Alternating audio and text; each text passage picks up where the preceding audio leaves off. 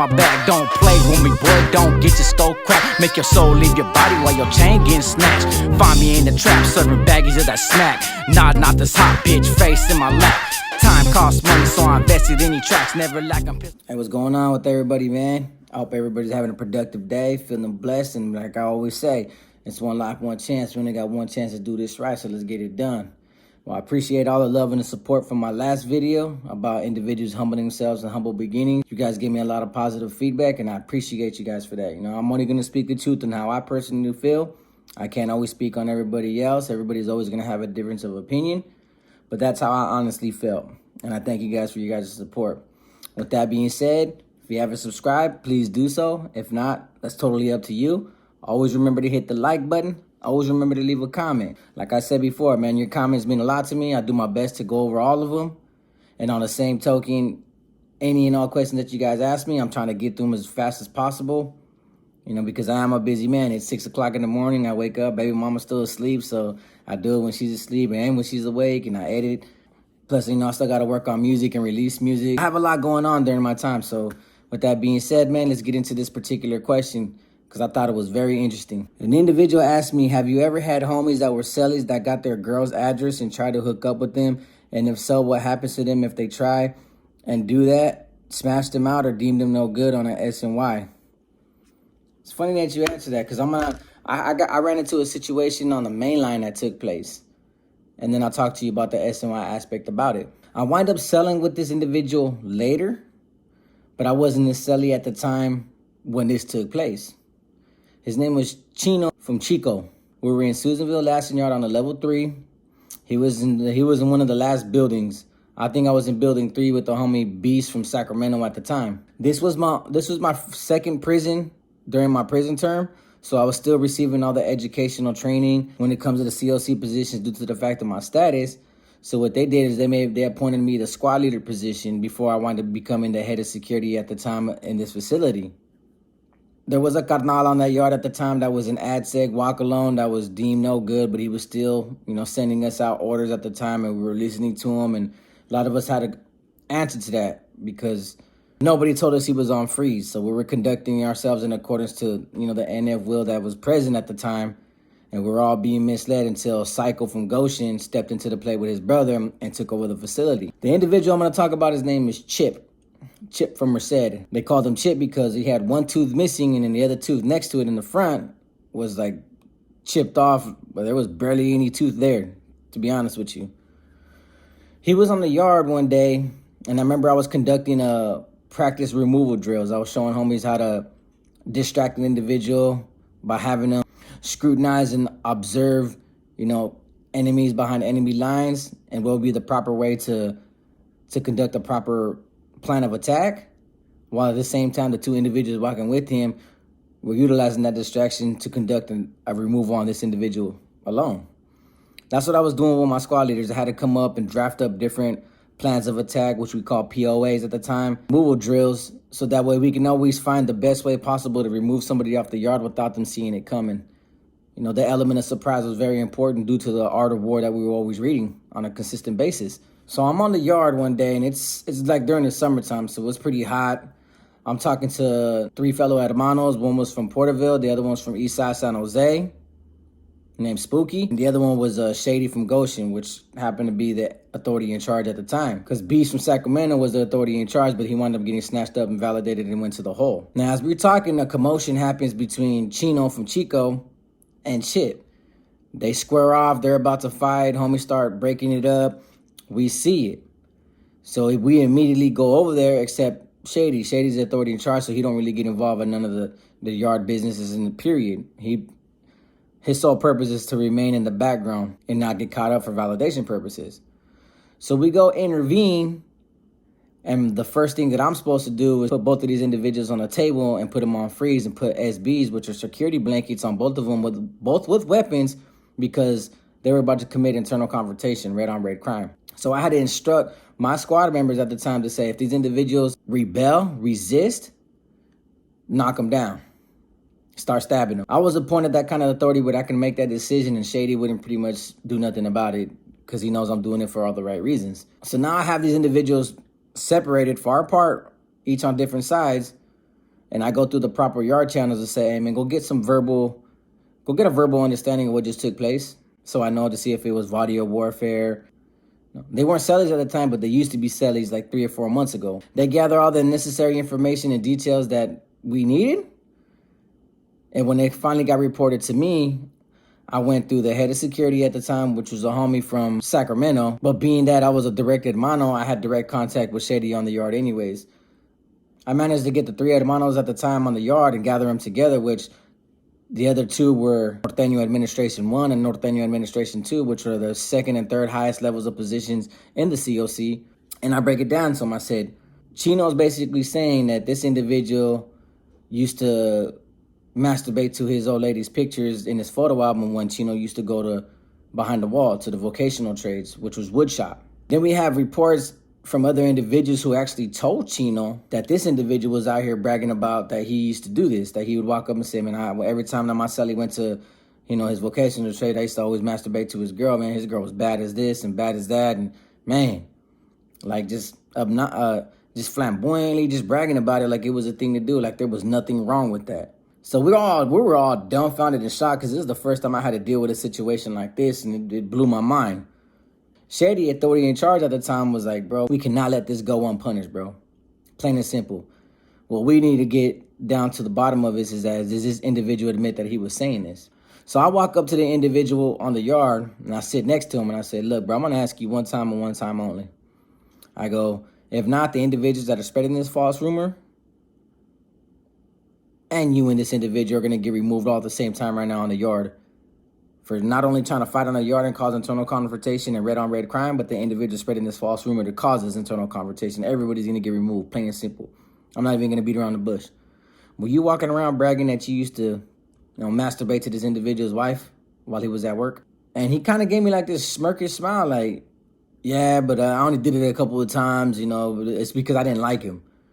That's why we end up separating, because he used to treat me a certain way. He used to always not give me soups and not do this. And, he'd always treated me like I was a less than. So that's why I requested to get moved out. So, yeah, I did it once or twice, but that was about it. I just thought it was funny. I said, all right. And I go, you're going to be receiving discipline indefinitely until further notice, until we get to the bottom and see what kind of cleanup that you owe. I go, but you know as well as I know, there ain't no red-on-red crime to be done on the yard, period. And he says, yeah, I understand. So I told him, you can sit here for the rest of the yard with these SBs and you're going to be placed on freeze until further notice, until the investigation is complete. So that's when he got sad. I go up to Chino from Chico and I tell Chino, I was like, look, my boy, you approaching the situation without going through the proper channels, for one.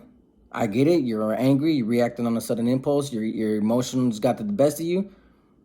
I go, but if you easily put your hands on this individual in the yard, I'm going to get you removed along with this individual, period. So you would have lost your career on behalf of this man's stupidity and ignorance. I go, sometimes you got to stop and think that this is what these proper channels are for. We'll take care of these kind of situations, especially the fact that this man just admitted to me that he did that. What do you think's going to happen?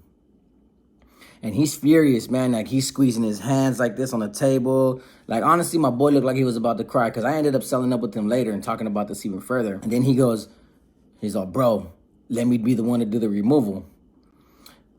And due to the fact that the due process that we implement when it comes to investigating these kind of situations, that would have been a conflict of interest. The C's and the Norteños, we have a policy that, man, these individuals can't get involved due to the fact of this and that we'll take care of it. This was our way of showing the individuals that we'll take care of our responsibilities. That way he didn't have to, which would have been an honor for this individual. I'm pretty sure he wanted to, and I'm pretty sure everybody's going to say, man, you should have let him do his thing. The thing is, when it comes to removals of weapons, we have to factor in who's going home, who's close to the house. How much time does this individual have? What kind of soldado is he? The educated one, or he's an individual who doesn't really care about education but is willing to fight? How much has this individual got to lose as opposed to individuals that got 15, 20 years that are seeking status that needed the removal? A lot comes into play before allowing somebody to do a removal. So I had to factor that in too. But thankfully, we had 2 individuals who were already owed cleanup, which one of them was a fellow hermano, Norteño, that needed to report to the back because we found out that this carnal that was in the walk alone back there needed to get dealt with. So he was assigned to do this so he can go to Pelican Bay because he already had owed cleanup for violating bond number 13, which is failing to report on the street, because he volunteered to to function under the street regimen, but didn't report at all. So he owed cleanup. So overall, the removal took place. The individual got knocked down off the yard, and he was sent on his way. And it's very unfortunate that, man, when you settle up with individuals on the yard, that you have to try your best to reach some type of common ground and common interest in that cell in order to live peacefully and productively and develop not only a loyalty amongst the gang that you're part of, but that friendship. That way, you know, when you leave that cell, you could trust that man with your property. Because there's been times and times that I've seen individuals while I was on the main line and on the SNY wait till their cellie leaves and goes somewhere, locks it up, but takes his cellie's property, takes his pictures, takes his CDs, takes his canteen, and just disappears. And then you're left what? Feeling robbed, feeling betrayed, feeling disrespected, got to start all over. Like, some people will reach that low in standards and just lock it up and take off with all your brand new sweats and sweatpants, you know, stuff that your family worked hard for and provided for with their own personal finances, their own money. But individuals, you know, sometimes they lose themselves in jail and they just become scandalous in their ways. I remember talking to an ex-Sudanese on the SNY. I'm not going to put him out there due to the fact that this situation was embarrassing.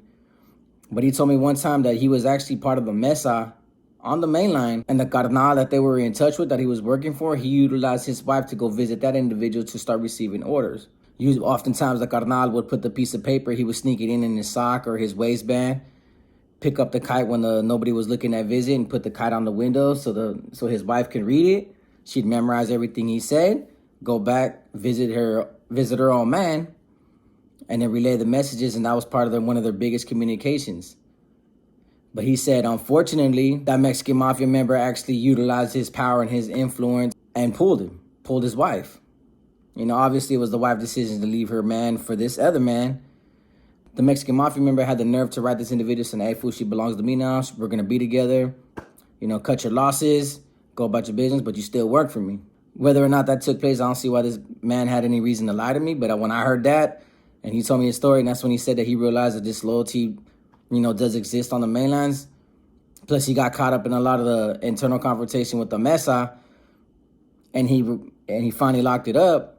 You know, that kind of amazed me too. Like, man, I can see that actually happening with these individuals. They feel like they got everything coming. They're entitled to that. And there's pretty much there's nothing you could do about it. You can't get questioned for that kind of things. But if this was to happen on the SNY side, no matter what, man, there's always these unwritten rules, these unwritten standards that we're all going to live by. And I can promise you this, if you try to write one of your cellies girls, you better hope he's not STG affiliated, because that's something that we're all going to come together for, and you're going to get victimized brutally for that. You know, you need to have that common sense and that level of respect to know that, man, that somebody's family is off limits. You got a problem with this individual, you take care of it yourself. You don't like living with this individual, move out. There's yard all the time, man. You guys can go out there and get your guys' one-on-ones. If he's part of an STG group, you know, you could be a man and say, you know, I want this one-on-one. You guys don't want to give it to me? I'm going to rush him anyways. You guys can jump me. Hey, you guys are doing me the favor. You guys will give me transferred to another facility where I'll probably live better than you guys. You know, you could take that chance to deal with your own personal problems. But to write somebody's old lady, bro, I think anybody in their right state of mind should know that that's wrong. That's embarrassing. Bro, they got pen pal websites, man. If you're really desperate and lonely and you want to talk to somebody, by all means, it only costs $50. Some of them are $20. Penpals.com was $10. I knocked 2 girls off there. It's not that hard. You know, women come and go like the leaves of the trees, man. But the most important thing you do is respect another man's woman. Respect his family. I just think, me personally, women are off limits when it comes to that, man. Just if a man has if your celly has a woman, you know, you don't even ask questions about her unless he talks to you about her. That way you give that man his respect to know that, man, his woman belongs to him. Because on the SNY side, you're not going to get away with that. It happens a few times. I've seen it happen a few times. And I've even seen situations where this kid was actually going to visit with his mom. It was in Kern Valley State Prison on Sea Yard. And the visiting porter named TC was getting at his mom every time she went to go get him something to eat. And he kept getting at her and getting at her to the point that she stopped visiting her own son and started visiting the visiting porter, TC. He was a Crip. He ran with the Northern Cali Crip car. Then TC got even more arrogant and was going on the yard saying, yeah, your mom just visited me. She told me to tell you hi, and she's going to send you that package after she sends mine. that the Cinqueros and the IRs actually went up to this dude and said, hey, fool, don't let this fool embarrass you like this, bro. You need to take care of your business, bro. Like, they really had to pump him up to do something after a year. And what's sad about this story is that this individual was going home in a year, paroling to his mom's house. And he picked up a weapon, he picked up a blade, and sliced the dude 3 times. When TC came back from visiting his mom, he sliced him up, and he caught a charge. And now he's not going home. And then TC wound up getting jumped and his jaw broke by the 2 fibers later on down the road. I don't think it was about this situation in particular, but I think it was something different. I remember he got beat up and he got put on site and he left that yard. So yeah, it does take place, man, and it's sad and it's unfortunate that people can't respect other people's lives and boundaries outside of the prison system. But some of these situations, like this one in particular, will get dealt with. You know, if you're going to be that individual to cross those lines, you know, just expect you got something coming, because that's very unfortunate and unfair that you can actually disregard somebody else's family, especially your celly's woman. Like, bro, that's just off limits, my boy. Have the common decency to know your place. So with that being said, man, I'm thankful that I got to answer that particular question, because it brought up 3 scenarios that I had to remember and I got to share it with you guys. So tell me, guys, what you guys think about that. How would you guys go about it? So with that being said, one life, one chance. We only got one chance to do this right, so let's get it done. Hit the link in the description and join my membership program, please. With that being said, I'm out.